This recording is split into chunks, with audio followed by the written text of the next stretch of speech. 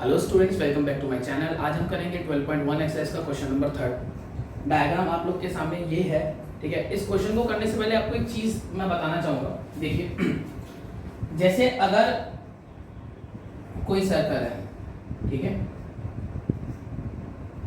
ये एक सर्कल है और इसके अंदर ये एक पेपर था, मान के चलो ये एक पेपर था, ठीक है स्टूडेंट्स, एक पेपर था जिसपे आपने सर्कल ड्रॉ करा। अब आपसे अगर पूछा जाए कि अच्छा इस पे आपने कर दिया रेड कलर और इस पे आपने रहने दिया इस पे आपने कर दिया ब्लैक कलर, मतलब ये वाला हिस्सा आपका ब्लैक है, ठीक है, और स्टूडेंट्स ये वाला हिस्सा आपका रेड है, ठीक है। तो अब अगर आपसे पूछा जाए व्हाट इज द, आपसे पूछा जा रहा है area of black colour part, आपसे जो है ब्लैक कलर का जो पार्ट है उसका क्या एरिया है। तो देखो आप लोग क्या करोगे, आप लोग करोगे कि एरिया ऑफ पेपर, यानी कि मान के चलो रेक्टेंगल है जिसकी लेंथ लेट से 10 और इसकी ब्रेड्थ हम लेते हैं लेट से 8, ठीक है।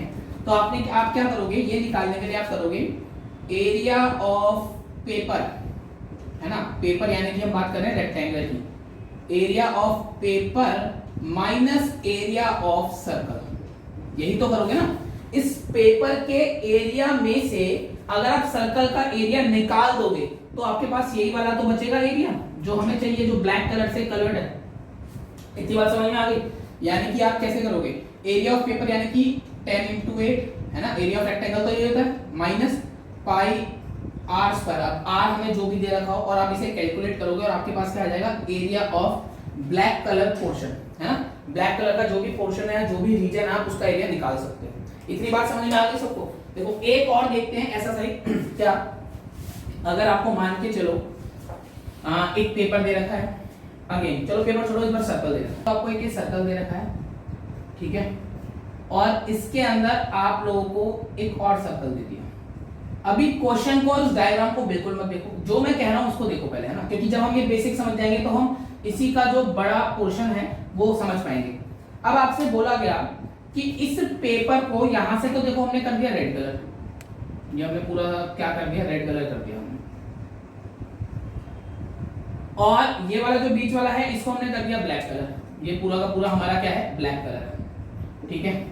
अब आपसे पूछा जा रहा है कि आपको एरिया निकालना है रेड कलर वाले रीजन का, है ना। ये जो एक बैंड बन गया है, इसे हम अगर मैं बैंड बोलूं तो आपको रेड बैंड का एरिया निकालना है। रेड बैंड मतलब यानी कि सिर्फ इतना पोर्शन, है ना। और अगर मैं बात कर रहा हूं रेड सर्कल की, देखो अगर मैं बात कर रहा हूं आपसे सर्कल की, तो सर्कल मतलब हो गया कंप्लीट सर्कल, जो पूरा सर्कल होगा, और बैंड मतलब क्या हो गया, बैंड मतलब हो गया सिर्फ वो पोर्शन जो ये वाला पोर्शन है, ये मतलब हो गया हमारा बैंड, और ये पूरा हो गया सर्कल। तो समझो आपसे पूछा रहा है area of red band, red region या रेड कलर पोर्शन, जो भी पूछा है, तो आप लोग क्या करोगे, आप लोग करोगे बड़े वाले सर्कल में से अगर आप छोटे वाले सर्कल का एरिया हटा दो, निकाल दो। आप इमेजिन करके देखो, एक पेपर है, ठीक है, या फिर एक सर्कुलर पेपर है, वो पूरा रेड कलर का है, बीच में आपने क्या करा, उसमें एक सर्कल ड्रॉ करा और उस पर ब्लैक कलर कर दिया। अब अगर मैं आपसे पूछूं कि रेड कलर वाला जो पोर्शन बच रहा है आपके पेपर का, उसका एरिया कैसे निकालोगे, तो खुद सोचो, पूरे एरिया में से अगर आप लोग ब्लैक कलर का सर्कल काट के अलग कर दो, है ना, आप लोग क्या कर रहे हो, बेसिकली वो रेड कलर जो ब्लैक कलर का जो सर्कल है अंदर, आप उसे काट के अलग कर रहे हो, तो बचेगा तो सिर्फ वो आपके पास बैंड ही बचेगा ना, जो ऐसा बचने वाला है। तो वो ही हम इसमें करेंगे। हम इसमें क्या करेंगे, देखो अगर मुझे इस रेड का निकालना है तो क्या करूंगा, एरिया ऑफ रेड सर्कल, है ना, या फिर अगर मैं आपसे बोलूं ऐसे भी तो कर सकते हैं क्या, देखो पाई आर स्क्वायर, यहां पे ये जो आर है ये वाला है बड़ा आर, मतलब ये जो आर है ये मैंने लिया रेड सर्कल के मुताबिक आर लिया, है ना। आप बड़े वाला जो आपका सर्कल होगा, ये मान के चलो जो रेड सर्कल है इसका भी तो कोई ना कोई आर होगा, इसको मैंने बड़े आर से डिनोट कर दिया, माइनस ये छोटे वाले के लिए मान के चलो जो हमारा आर था वो था स्मॉल आर, तो मैं लिख सकता हूं माइनस पाई आर स्क्वायर, और इसमें से अगर पाई कॉमन लूं तो ये बन जाएगा R square minus R square. ठीक है, ये बात सबको समझ में आ गई। उम्मीद करता हूं समझ में आ गई होगी। दोबारा से समझो, अगर मैं इस बड़े वाले रेड सर्कल में से ब्लैक पोर्शन को काट के अलग कर दूं, काट के अलग करने का मतलब सिर्फ और सिर्फ इतना है कि मैं रेड वाले कंप्लीट सर्कल के एरिया में से ब्लैक वाला कंप्लीट सर्कल का एरिया रिमूव कर रहा हूं, तो मेरे पास बचेगा एरिया ऑफ रेड बैंड। इतनी बात समझ में आ गई सबको? तो यही ऐसा सा कुछ क्वेश्चन हमें करना है। तो अब हम जरा एक बार क्वेश्चंस को देखते हैं। क्वेश्चन क्या है हमारे पास? देखो क्वेश्चन में हमसे बोला गया कि in figure 12.3 depicts an archery target marked with 5 regions। ये एक आर्चरी टारगेट है। आर्चरी टारगेट क्या होता है? आपने देखा होगा निशानेबाजी होती है, इसमें तीर मारते हैं और आगे सर्कल बनाता है, उसमें बहुत सारे कलर्ड रीजन होते हैं। तो ये वैसे ही एक टारगेट है जिसमें ये वाला पोर्शन आपका गोल्ड है, गोल्डन कलर है, फिर ये थोड़ा सा रेड पोर्शन आ गया, फिर देन ब्लू पोर्शन आ गया, देन ब्लैक आ गया और देन लास्ट में व्हाइट है। अगर आपका जो तीर है वो आपने गोल्डन पोर्शन में मार दिया, गोल्ड पोर्शन में मार दिया, तो आपका जो स्कोर होगा वो सबसे ज्यादा होगा। रेड में मारोगे तो और कम स्कोर होगा, ब्लू में मारोगे तो और कम होगा, ब्लैक में मारोगे तो और कम होगा और व्हाइट में मारोगे तो सबसे ज्यादा कम होगा। ये इस तरीके का रूल होता है इसमें, ठीक है। तो 5 रीजन है हमारे पास। कौन से? गोल्ड है, रेड है, ब्लू है, ब्लैक है और व्हाइट है। ये 5 तरीके के रीजन है। The diameter of the region representing the gold score is 21 centimetre. देखो, the diameter of a region representing the gold score is 21 centimetre, यानी कि जो गोल्ड वाला सर्कल है ना, इसका जो डायमीटर है वो बेटा हम लोग को क्या दे दिया? हम लोग को दे दिया 21 सेंटीमीटर, ठीक है। अच्छा, फिर हमसे बोला and each of the other band is 10.5 centimetre wide, यानी कि जो बाहर की जो बैंड है ना, ये हिस्सा, ये जो चौड़ाई है, ये हमें दे दी 10.5, ये सारी 10.5 मीटर चौड़े हैं। आप लोग खुद भी सोचो ना, जो एक सर्कल बनेगा उसके फिर बराबर दूरी पे अगला और उससे बराबर दूरी पे अगला, तो इस तरीके का हमारा ये टारगेट बना हुआ है। Find the area of each of the 5 scoring region. हमें पांचों स्कोरिंग रीजन्स का एरिया फाइंड आउट करना है, यानी कि गोल्ड का एरिया निकालो, वो तो डायरेक्ट निकालोगे एरिया ऑफ सर्कल लगा के, है ना। फिर आप रेड का एरिया निकाल सकते हो। रेड का कैसे निकालोगे? खुद सोचो, जैसे अभी हमने करा था। अगर मैं रेड वाले पूरे सर्कल में से गोल्ड वाले को हटा दूं, है ना, तो मेरे पास आ जाएगा रेड बैंड का एरिया या फिर रेड रीजन का एरिया। तो और अच्छा, एक चीज और, मैंने ये 1 2 3 4 5 इसलिए मार्क करे जिससे कि हम सर्कल्स को एक आइडेंटिफिकेशन नंबर दे सके। ये गोल्ड वाला मेरा पहला सर्कल है, रेड वाला दूसरा है, ब्लू वाला तीसरा है, ब्लैक वाला चौथा है और व्हाइट वाला पांचवा है। तो इसी हिसाब से मैंने एक काम करा यहाँ पे। क्या? अगर मैं रेडियस ऑफ गोल्ड वाले की रेडियस को मैं बोल दूं R1, ठीक है, और फिर क्या आ रहा है? रेड वाले की रेडियस को मैं बोल दूं R2, फिर आ रहा है ब्लू वाले की रेडियस को मैं बोल दूं R3, फिर आ रहा है ब्लैक वाले की रेडियस को मैं बोल दूं R4, और फिर आ रहा है व्हाट? फिर क्या आ रहा है? व्हाइट वाले की रेडियस को मैं बोल दूं R5। तो देखो, ये मैंने 5 रेडियसेस यहाँ पे मार्क कर दी। अभी सब समझ में आएगा। क्वेश्चन थोड़ा सा बड़ा है लेकिन समझ में आ जाएगा। अब गोल्ड वाले का जो डायमीटर है वो है ये, तो गोल्ड वाले की रेडियस क्या हो गई? 21/2 गिव्स अस 10.5 सेंटीमीटर। क्लियर है? अच्छा, अब सुनो मेरी बात। देखो, रेड वाले की रेडियस ये होगी, या फिर मैं कहूं कि रेड वाले की रेडियस, सॉरी, गोल्ड वाले की रेडियस ये होगी, गोल्ड वाले की होगी ना ये, या फिर बोलूं गोल्ड वाले की रेडियस ये होगी। अब अगर गोल्ड वाली रेडियस में मैं ये 10.5 मीटर की जो चौड़ाई है ये ऐड कर दूं, तो रेड वाले की रेडियस बन जाएगी। ये ऐसे हो रहा है ना, देखो, जैसे ये गोल्ड वाला है और बाहर ये रेड वाला है, तो गोल्ड वाले की रेडियस थी ये, ठीक है। अगर इसी गोल्ड की रेडियस में ये 10.5 मीटर की जो विड्थ है ये मैं ऐड कर दूं, इन्होंने बोल रखा है ना 10.5 मीटर हर बार चौड़ा है, तो ये टोटल जो रेडियस बन गई, ये आप देख रहे हो ना किसकी बन गई? आपके बन गई रेड वाले की। तो क्या मैं ऐसे करूं, 10.5 इसकी रेडियस ऑलरेडी थी, मैंने उसमें 10.5 और ऐड किया, तो क्या हो गया? ये आ गया मेरा, दैट इज 21 सेंटीमीटर। क्लियर है? मतलब रेड सर्कल की रेडियस क्या हो गई? 21 सेंटीमीटर। अब सेम अगर मैं रेड वाले में, है ना, रेड वाला ये है, रेड वाले में अगर मैं 10.5 सेंटीमीटर और ऐड कर दूं तो क्या मिल जाएगी मुझे? ब्लू वाले की रेडियस। तो यानी कि 21 centimetre plus 10.5 centimetre gives us what? ये हो गया हमारा 31.5 सेंटीमीटर, ठीक है। अच्छा, अब ऐसे ही अगर मैं जो ब्लू वाली रेडियस थी मेरी, ये है ना, इस ब्लू वाली रेडियस में अगर मैं 10.5, देखो ब्लू वाली रेडियस मेरी यहां से यहां तक होगी, है ना, ये सर्कल थोड़ा सा वो हो गया ब्लर, सेंटर सॉरी, तो ये रेडियस मेरी है ब्लू वाले की। आप देख लो ना, ब्लू वाले सर्कल पे मार्क हो गया, सेंटर से आ रही है ब्लू वाले तक। अगर मैं इसमें 10.5 सेंटीमीटर और ऐड कर दूं तो ये क्या हो जाएगा मेरा? ब्लैक वाले की रेडियस आ जाएगी, यानी कि 31.5 प्लस 10.5 गिव्स अस व्हाट? ये हो गया आपका 42 सेंटीमीटर, है ना। चलिए सेम इसी तरीके से मैं व्हाइट वाले की निकाल लूं, और व्हाइट वाले की रेडियस क्या हो जाएगी मेरी, व्हाइट वाले की रेडियस हो जाएगी 42 प्लस 10.5 गिव्स अस 52.5 सेंटीमीटर। ये मैंने पांचों सर्कल की रेडियस निकाल ली है। एक बात को समझना, ये बनाया कैसे गया होगा, ये बनाया गया होगा पहले पूरा एक व्हाइट कलर का बोर्ड, सर्कुलर बोर्ड लिया, उसमें फिर एक छोटा सर्कल बनाया होगा जिसमें ब्लैक कलर कर दिया होगा, फिर देन ब्लू, फिर रेड, फिर गोल्ड, ठीक है। चलो आगे देखते हैं अब हमें निकालना कैसे है। अब सारे सर्कुलर रीजन का अगर मुझे एरिया निकालना है, ठीक है, तो एक काम करता हूं, ये आप एक बार स्क्रीनशॉट ले लो, ये चीजें मैं साइड में लिख दूंगा क्योंकि जगह हमारे पास कम है ना।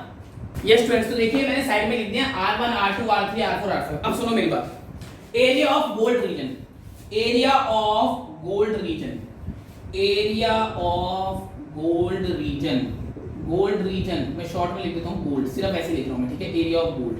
तो देखो ये यार गोल्ड तो पूरा एक सर्कल है ना, माना कि ये थोड़ा सा अंडे वाली शेप आ रही है सारी, बट आप समझो गोल्ड क्या है, पूरा सर्कल है। तो आप इसमें क्या लगाओगे, पाई, और गोल्ड की रेडियस को हमने किससे नोट किया था, R1 से, तो आप लगा दोगे पाई R1 और उसका स्क्वायर, यानी कि कितना हो गया 22/7 इंटू R1 क्या है 10.5 का स्क्वायर। अब मैं इसे अगर सॉल्व करूं 10.5 इंटू 10.5 अगर मैं करूं तो ये कितना आ जाएगा भाई, ये आ जाएगा 5 और 0 0 0 मल्टीप्लाई 5 0 1 5 2 और 2 के बाद पॉइंट है, तो ये आ गया। एक काम कर सकते हैं, वैसे हम थोड़ा सा इसे सिंपल कर सकते हैं कैलकुलेशन को, अगर मैं इसे थोड़ा सा एक्सपेंड करके लिख दूं, यानी कि अगर मैं इसे थोड़ा सा ऐसे लिख दूं 22/7 इंटू 10.5 इंटू 10.5 है ना, तो ये इसे कट गया 1.5 बचा। अब अगर मैं 22 को 1.5 से मल्टीप्लाई करता हूं तो आई थिंक कितना आ जाएगा, 33 आ जाएगा ना, तो इट विल बिकम 33 इंटू 10.5, और आप इसे कैलकुलेट कर लेंगे और ये आपका आ जाएगा एरिया ऑफ गोल्ड रीजन, ठीक है स्टूडेंट्स। 110% सही है, आप एक बार चेक कर सकते हैं, अगर गलत आए तो आप मुझे बता सकते हैं, आंसर मैच कर लीजिए। अब इसके बाद आता है area of red, area of red. अब यहाँ पे देखो, अब मुझे लिखना पड़ेगा एरिया ऑफ रेड रीजन, ये लिखना ही पड़ेगा। क्यों लिखना पड़ेगा, क्योंकि यहाँ पे रेड सर्कल एक अलग चीज को कंसिडर करेंगे, है ना, अभी बताया था कि सर्कल मतलब हो जाएगा ये पूरा पोर्शन, है ना, और अगर मैं बात कर रहा हूँ रेड रीजन की, तो रेड रीजन सिर्फ वो पोर्शन हो जाएगा जिसमें अब रेड हमें दिख रहा है। मान के चलो कि अगर आप इस गोल्ड वाले को हटाओगे तो रेड बचेगा, या फिर आप डायरेक्ट भी कर सकते हो, क्या देखो कैसे बताएगा, पाई आपके लिए, आपको सिंपल सा कॉन्सेप्ट है, एरिया ऑफ रिंग होता है ये, मैं आपको बताऊं कि एरिया ऑफ रिंग होता है। अगर आपको ये वाला हिस्सा निकालना है ना, तो इसे हम बोलते हैं एरिया ऑफ रिंग, और इसका फॉर्मूला क्या होता है, पाई लगाओ ब्रैकेट में बड़े वाले सर्कल की रेडियस में से छोटे वाले सर्कल की रेडियस का स्क्वायर माइनस कर दो, यानी कि यहां पे अगर आप देखोगे तो जो बड़े वाली रेडियस है वो क्या है मेरी, ये R2, और छोटे वाली क्या है R1, तो मैं लिख सकता हूं ना पाई R2 square minus R1 square, अभी कुछ देर पहले करके भी दिखाया था मैंने ये। तो इसी तरीके से हम कैलकुलेट करेंगे, और यहाँ पे भी आप एक प्रॉपर्टी लगा सकते हो, कौन सी, आपको एक प्रॉपर्टी पता है, a square minus B square क्या होता है, a माइनस बी और a प्लस बी। तो आप इसे ऐसे भी लिख सकते हो, कैसे, पाई बाहर रहने दिया, R1 प्लस R2 और R1 माइनस R2, ऐसे करोगे तो भी काम हो जाएगा। मैंने इसी चीज को और एक्सपेंड कर दिया जिससे कि मुझे बड़ी बड़ी वैल्यूज का स्क्वायर ना करना पड़े। अब मैं वैल्यूज डाल रहा हूं, वैल्यूज डालने के लिए मैं इसे यहाँ पे लिख लेता हूँ, पाई को तो मैंने 22/7 या फिर अभी पाई को पाई रहने दिया। R1, एक चीज देखो मैंने थोड़ी सी गड़बड़ कर दी, क्या यहाँ पे 2 आना चाहिए और यहाँ पे 1 आना चाहिए, है ना भाई, बी स्क्वायर माइनस ए स्क्वायर अगर मैं कर रहा हूँ, या ए स्क्वायर माइनस बी स्क्वायर कर रहा हूँ, तो ए माइनस बी ए प्लस बी आता है ना, तो R2 का स्क्वायर माइनस R1 का स्क्वायर, तो R2 प्लस R1 और R2 माइनस R1। अब इसके अकॉर्डिंग अगर मैं वैल्यू डालूं, R2 क्या है मेरा, R2 है 21, तो 21 माइनस 10.5, या फिर प्लस ले लो पहले, और 21 minus 10.5 implies that equals to क्या हो गया मेरा, ये हो गया 22/7। ये पाई को मैंने बोला, इन दोनों को प्लस करूंगा कितना हो जाएगा, ये हो जाएगा 31.5 मल्टीप्लाइड बाय, इन दोनों को माइनस करूंगा ये हो जाएगा 10.5। अगेन आप इसे काट दोगे तो ये हो जाएगा 1.5। तो आपके पास क्या बचा, फाइनली आपके पास बचा 22 मल्टीप्लाइड बाय 13.5 मल्टीप्लाइड बाय 1.5, और इसको अगर आप कैलकुलेट करोगे तो आपका आ जाएगा एरिया। और कौन सा एरिया आ जाएगा, एरिया आ जाएगा रेड पोर्शन वाला, रेड रीजन एरिया आ जाएगा, रेड रीजन। बात समझ में आ रही है? जितना सिंपलेस्ट वे में हो सकता है मैं उतना बता रहा हूं। ठीक है, अब चलते हैं हम लोग किसकी तरफ, हम चलते हैं, अच्छा गोल्ड का निकल गया, ब्लू का निकल गया, हम चलते हैं किसकी तरफ, रेड का निकल गया, ब्लू का निकालते हैं ना। तो एरिया ऑफ ब्लू रीजन, अब ब्लू रीजन के लिए भी यही कॉन्सेप्ट लगाएंगे, ध्यान समझो।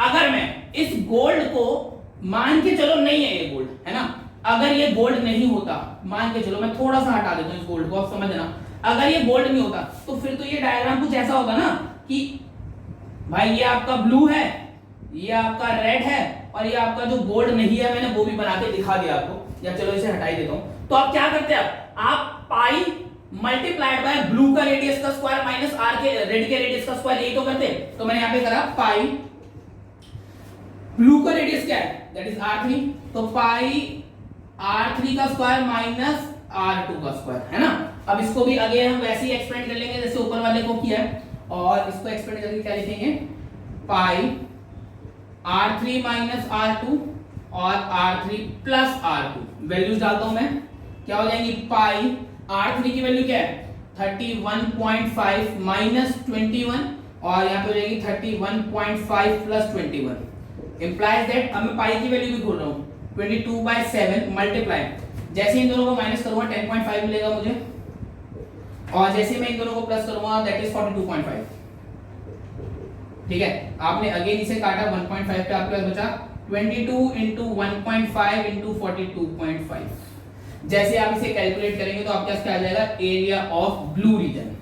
ठीक है स्टूडेंट्स, अब इसी तरीके से हम निकालते हैं area of black reason, area of black reason. अब ब्लैक के लिए क्या करेंगे, सेम वही कॉन्सेप्ट मेरे भाई जो अभी करके आए हो, क्या करोगे, आपके पास ब्लैक है और ब्लू है, आप लोग क्या करो, ब्लैक का एरिया यानी कि पाई, और ब्लैक के लिए क्या है r4, पाई r4 का स्क्वायर माइनस पाई r3 का स्क्वायर, पाई अगर कॉमन ले लोगे तो क्या बचेगा, पाई r4 का स्क्वायर माइनस r3 का स्क्वायर, ये बचेगा। इसे फिर से एक्सपेंड करा दो, पाई r4 प्लस r3 और r4 माइनस r3, यहां पे वैल्यूज डाली तो ये हो गया, पाई r4 क्या है मेरा 42 माइनस 31.5 और 42 प्लस 31.5, है ना, इंप्लाइज दैट व्हाट 22/7, अगेन इसको सब्ट्रैक्ट करूंगा 10.5 बचेगा, और इन दोनों को मल्टीप्लाई प्लस करूंगा तो क्या हो जाएगा, ये हो जाएगा 4 3 7 2 1 3 73.5। बात समझ में आ रही है, एक मिनट मैसेज लिख देता हूं ढंग से, 73.5, इसको अगेन आप कट करोगे 1.5 बचेगा, तो आपके पास क्या बचा, आपके पास बचा 22 मल्टीप्लाई 1.5 मल्टीप्लाई 73.5, और जैसे आप इसे मल्टीप्लाई करोगे आपका फाइनल रिजल्ट आपके हाथ में होगा, that is area of black reason. बात समझ में आ गई।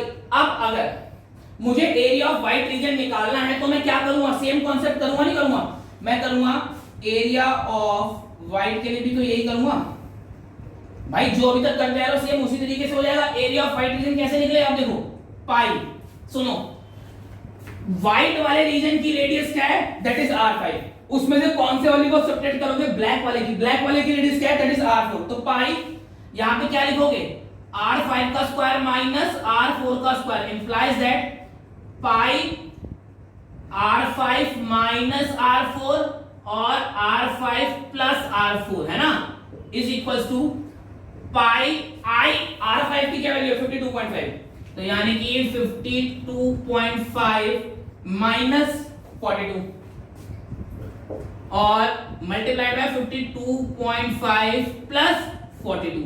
अगर मैं कैलकुलेट करूं और थोड़ा सा लिखूं तो ये हो जाएगा 22/7 मल्टीप्लाइड बाय, इन दोनों को माइनस करके 10.5 आएगा मुझे पता है, और इन दोनों को प्लस करके देखो कितना आ जाएगा, दैट इज 94, है ना, 2 और 2 4, 5 और 4 9, 94.5 आ जाएगा बेटा यहाँ पे।